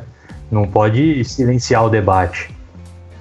É isso, eu acho que a gente aqui, quem acompanha o WCast, deve estar um pouco chocado, porque a gente é bom de falar, hein? Puta que pariu, a gente é bom. E aqui a gente ficou num silêncio muito gostoso, muito... Claro, aprendendo. Aprendendo, ouvindo, porque acho que foi muito isso, e a gente é bom de falar, a gente ficou bem miúdo aqui, aprendendo um pouco. Foi inédito, parabéns, Ju, você conseguiu algo bastante raro. O que foi, Nenis? Isso que é importante, né? O quê, hein? Isso é importante, a gente ouvir. Sim. Claro. Perfeito. Ju, a gente vai... Já estamos aqui nos encaminhando, vamos te liberar, mas segura mais um pouquinho com a gente aqui, só pra a gente fechar, fazer aqui o papel dupla e o papel lixo, folha dupla, e aí a gente vai pras dicas e encerra. Pode ser? Você fica com a gente? Fico sim. Então vamos que vamos. Foi ótimo. Muito obrigada também pelo espaço para falar, que eu também falo bastante. Tá no lugar certo para isso. Vamos lá, papel lixa e folha dupla, começando por ele, o papel lixa. Bom, a gente estava conversando antes, o papel lixa e folha dupla de hoje, eles caminham juntos, né? Eles andam juntos. Porque a gente vai trazer aqui até dentro dessa pauta toda a questão do Sérgio Camargo, que me lembrem qual que é o cargo que ele ocupa. Presidente da Fundação Palmares. Presidente da Fundação Palmares, que vem sendo ponto de discussão desde a nomeação. E agora recentemente a Alcione, a cantora Alcione, querida Marrom, que deu uma resposta bastante firme, né? A gente até estava comentando um pouquinho, até passando talvez algum limite, falando de violência e tal, mas claro que de uma maneira da palavra, né? Evidentemente nada, né, não se construi, mas há que tomar esse cuidado, mas foi uma resposta muito boa, muito efetiva sobre mais uma das tantas e tantas bobagens que esse camarada vem falando. E aqui eu tenho que aproveitar a Ju para explicar um pouquinho que esse cara, qual que é a dele, como que funciona até pra vocês. Eu tinha essa dúvida, né, também pro movimento negro. As perguntinhas, mas perguntar como lidar com pessoas como ele, assim. Quem é esse cara na fila do pão? É um pouco disso, porque o cara é negro, o cara dirige uma fundação que é totalmente ligada a isso e se comporta de uma maneira completamente inapropriada. E aí, o que é isso? E minimizando os problemas, sim, né? Criticando, sim. negando a história. Racismo, exatamente.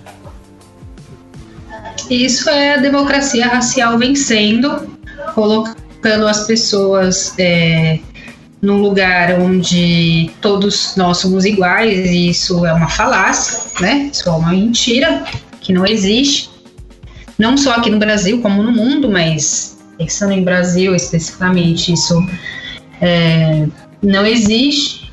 E também é um lugar daquilo que a gente já viveu lá atrás, né? Pessoas negras estavam em lugares como Capitão do Mato e narrativas dessa forma para adquirir poder, né? Então acho que essa perspectiva de adquirir o poder acima de todos do Brasil, né? Como diria o nosso excelentíssimo, é uma narrativa que o Sérgio Camargo adota. E assim, eu acho que tem uma coisa que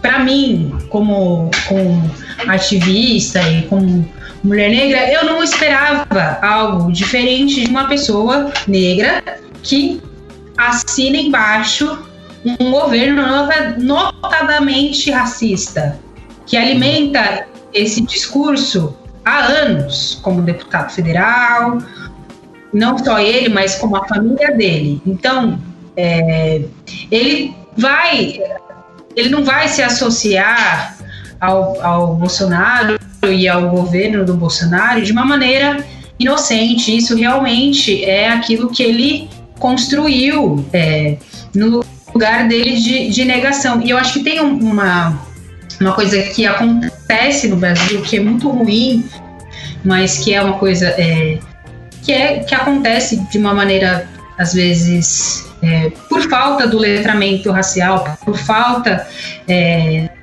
da inserção dessas pessoas na luta antirracista e na conjuntura do movimento negro de uma maneira positiva e ativa, que essa pessoa nega a sua própria condição de racializada e nega a sua subjetividade nesse lugar, entende? Então ela vê o movimento negro como algo que não tem valia, que não serve para nada, porque provavelmente ela passou por espaços embranquecidos ou passou por espaços que não validavam o seu discurso e foi rechaçada, e daí se volta contra, né?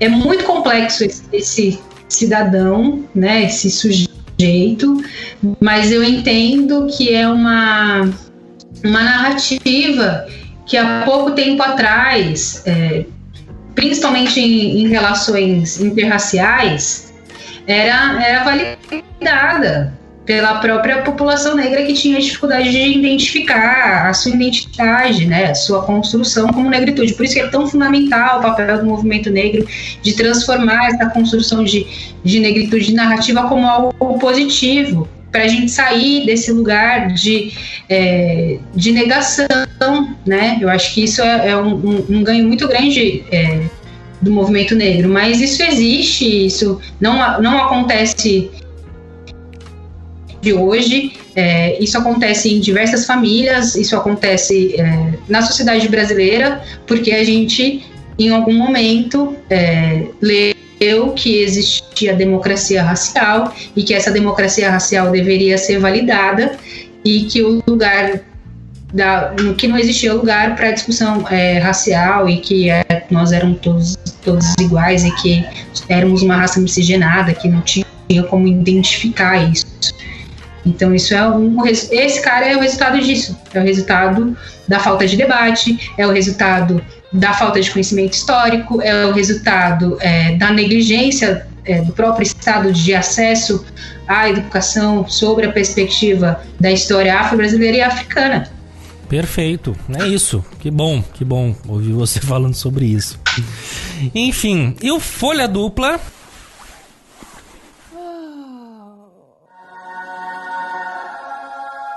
Folha Dupla vem, como eu falei, da resposta da Alcione, que você tem aí, Cesário, para ler? Tenho, peraí. Ela deu uma resposta muito interessante, foi super aplaudida por todo mundo, assim, é o que às vezes a gente precisa, ser um pouco mais firme. É que na real, assim, só dando uma contextualizada, se eu não me engano, no início da semana passada, o Sérgio Camargo, em mais uma dessas suas declarações polêmicas e etc., ele chamou o movimento negro de vagabundos e escória maldita. E a Alcione estava participando de uma live junto com a sambista Tereza Cristina. Isso. E nessa, né, então tem um contexto também, né? Não é que ela saiu falando e saiu postando. Sim, claro, não, claro. Ela ali no contexto desse diálogo com a Tereza Cristina ali e tal, fazendo essa live, ela comentou, a palavra, né, abre aspas, hoje eu vi aquela matéria do Zé Ninguém lá da Fundação Palmares. Ainda dou na cara dele para poder, na cara dele, para parar de ser um sem noção. A gente vê tanto sofrimento, você vê os negros americanos naquela batalha por causa daquele senhor que morreu com aquele filho da mãe do policial com o joelho nele. A gente vê as coisas que acontecem no Brasil com bala perdida e tudo. Então a gente vê uma pessoa da nossa cor falando uma besteira daquelas, tenho vontade de arrancar da televisão e encher de porrada pra virar gente. Então, assim, é uma declaração forte e tal, sim, mas não é que não é gratuita e é muito mais um estouro de algo que ele vem construindo há muito tempo. Exatamente. Né? Exatamente. Falou e aí ela revidou. Não, eu acho que ela acabou meio que verbalizando algo que muita gente estava sentindo e com vontade de dar esse estouro, né? E eu olhei também, ela não falou com uma agressividade, não, ela falou até com uma certa leveza, né? É ser humano, entendeu? Sabe aquela coisa, cara? É o copo enchendo, é natural. Então, às vezes, a gente... Enfim... E eu acho que o Folha Dupla, além da resposta em si e tal, é que ele também depois a atacou novamente com ataques pessoais e falando da qualidade da música e etc, etc. E a classe artística abraçou ela de um jeito e ela falou, eu não vou me pronunciar, não vou reagir em cima disso, né? O que falou tá dito, ele respondeu, mas muita gente postando coisas lindas e maravilhosas em relação a ela, né? Então achei bonito também essa onda toda da classe artística se mobilizando ali para de alguma forma falar, opa, peraí, você não tá falando de qualquer pessoa, entendeu? Você tá falando de alguém que representa muita coisa, né? Tanto pra questão da luta do racismo e do preconceito, quanto da cultura, da música brasileira, né? É alguém que merece o nosso respeito acima de qualquer coisa. Claro, é isso, perfeito. Muito bem. Tem um estofo que é para além dela, né? Que é um estofo familiar, os pais dela já eram músicos, já cantavam, vêm de um lugar nordestino, enfim, tem um histórico aí muito latente. E eu acho que eu escutei um amigo meu, que inclusive vou recomendar, que ele fala sobre esse processo, quanto o Brasil dessa mobilização pela raiva, né? Hoje a gente vê um boom das manifestações norte-americanas também porque se mobilizaram pela raiva. E eu acho que se mobilizar pela raiva, para além do que é dito, mas se mobilizar, se movimentar pela raiva sobre essa figura ou sobre esses comentários dessa figura, ele também válido e também importante. Acho que não pode desqualificar esse lugar. Sim, com certeza. Sim. Perfeito. Muito bem, minha gente, vamos às dicas. WC Indica. Isso aí. Neninhos. Eu posso fazer uma sugestão? Por favor. Eu acho que essa com as dicas, a nossa convidada que nos perdoe, não é uma falta de educação da nossa parte, mas eu acho que quem fala no programa começa, entendeu? É verdade, então, Neninho. Uma sugestão aqui que eu acho que o Nenê podia começar. Por favor. Então tá, vai lá, Nenê. Então, sempre que eu acabo de ler um livro, comento aqui, como dica, esse aqui foi muito bacana por dois motivos. Um, porque eu li ele em 2 dias, e não é porque eu li rápido, porque ele é pequenininho mesmo. E segundo, que liga muito nisso que a gente vem falando já há várias semanas de esporte na quarentena e tal. Enfim, é de 2 pessoas aqui, do Sérgio Rocha e da Raquel Castanharo. O livro se chama 100 coisas que todo corredor deveria saber. E é legal que ele, o Sérgio Rocha, ele é tipo um corredor amador, assim, que corre maratona, sabe? Então ele não vive disso, mas corre maratona. E a Raquel, ela é fisioterapeuta especializada em lesão esportiva. Então, os dois falam bastante sobre... desde o iniciante, do básico, da corrida, até como prevenir e tratar lesões, e passando assim por equipamentos, e como desde você correr uma volta no quarteirão até correr uma maratona completa, a história de tudo isso é bem, bem interessante. 100 coisas que todo corredor deveria saber. Que maravilha. Sempre bom. Eu provavelmente não vou ler, mas eu acho... E nem correr. Nem correr, mas eu acho muito bom, muito bom. Ju, por favor, agora passada essa grosseria do Guilherme de querer falar antes, diga lá a sua dica pra gente, por favor. Olha, eu gosto muito do livro da Lia Weinerschwein, que é Entre o Encardido Branco o Branco e o Embranquecido. Qual é o nome da autora, por favor? E ela, Lia Weiner, eu posso depois escrever, mas Lia Weinerschwein. Tá.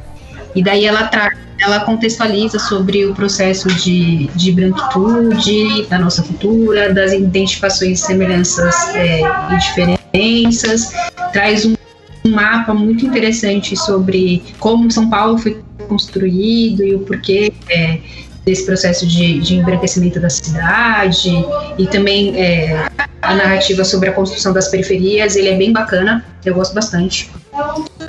Eu acho que o manual antirracista da Djamila também ele é ótimo para esses momentos.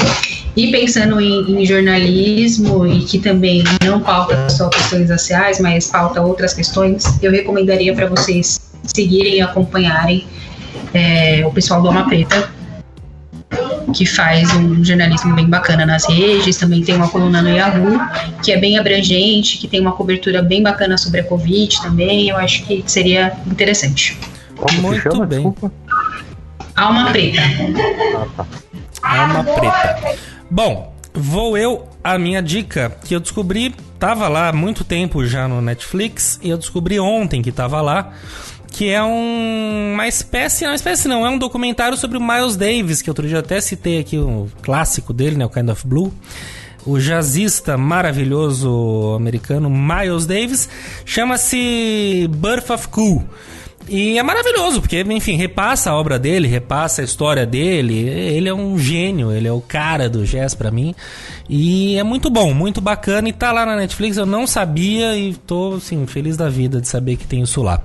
Então, quem se interessar, quem quiser saber mais sobre o tema, Miles Davis, Birth of Cool. E aí, Cesarino? A minha dica na verdade, é uma pessoa, não é uma obra. Que na real, acho que a obra acaba sendo a consequência, ou vice-versa, não sei. Mas, enfim, assistindo, coincidentemente, por 2 dias seguidos, vendo, acho que o Jornal das 10, que é apresentado pelo Heraldo Pereira, ele fez uma série de reportagens Globo especiais. News. Da Globo News, isso. Ele está apresentando no decorrer dessa semana uma série de reportagens com um poeta chamado Carlos de Assunção. E assim, eu achei muito lindo assim, a história toda e enfim, conheço muito pouco, pretendo conhecer mais, ler mais e ter um contato maior com a obra dele. Mas, de qualquer forma, pelo que eu tenho visto, ele é um poeta que tem uma poesia de manifestação, de contestação. E, coincidentemente, dessas coincidências legais da vida, ele é de Tietê. E a família da minha mãe é de Tietê. Eu cresci. Olha aí. Tietê, eu sempre fui para... Enfim, Tietê, para mim, é uma cidade muito, muito minha também. E Tietê tem uma festa de São Benedito super tradicional, maravilhosa na cidade, e ele é de lá, então acho que isso acabou criando uma identidade um pouco maior, e essa curiosidade e vontade de me aprofundar para conhecer. Ele hoje já tem 92 anos, e enfim, fica aqui minha dica, Carlos de Assunção, pesquisem sobre, e depois vamos falar mais. Provável parente do Cesário. Achei que você ia falar Carlos Drummond de Andrade, um poeta ótimo, que tá no Jornal das 10. Quando você começou a falar. Carlos de Assunção, mas é muito bacana, essa série de reportagens tá bem interessante também. Legal, muito bem, muito bom. Meninos, normalmente eu falamos, hein? Bens a Deus, mas hoje nós escutamos a queridíssima Juliana Martins. Ju, obrigado mesmo pelo tempo, pela disponibilidade, pela inteligência, pela palavra, por tudo, por abrilhantar aqui o nosso programa, tá bom? Obrigado mesmo, do fundo do coração. Obrigada a vocês, o convite, espero compartilhar mais com vocês aí com certeza. Da forma que for, e vamos manter o contato. Muito obrigada. É isso aí, maravilha. Cesarino, beijo na alma. Meu querido, obrigado. Eu também queria agradecer, Juliana, por todo esse esclarecimento e toda essa aula. Fica o convite para novos programas, novos temas, para falar sobre diversos outros assuntos também. Vamos trocando essa figurinha. Acho que é um aprendizado muito grande, né? Esse exercício de ouvir também, o Lima brincou aí algumas vezes, e realmente a gente fala pra caramba mesmo, mas o exercício de ouvir, ele é fundamental, né? Pra aprender, pra crescer e pra, de alguma forma, tentar ser um agente de mudança, de transformação, seja sei lá, mesmo dentro de casa ou do trabalho e no dia a dia. Então, obrigado mesmo. E falar pra galera aquela dica de sempre, né? Que antes de sair falando besteira por aí ou sujando a sua mente com preconceitos, racismos e desigualdades, lave bem as mãos. Muito bem, muito bom. Neninhos! Queridos, obrigado. Beijo. Mais o maior prazer da terra. E obrigado especial aí pra Juliana pelo tempo aí. Todas tudo que você falou aí pra gente, todos os ensinamentos. Muito obrigado. Maravilha, minha gente. É isso aí. Mais um WCast que se encerra. Brigadíssimo pela sua atenção, pela sua audiência. Eu sou o Felipe Lima e semana que vem estamos de volta. Falou, turma. Obrigado. Tchau, tchau. Valeu!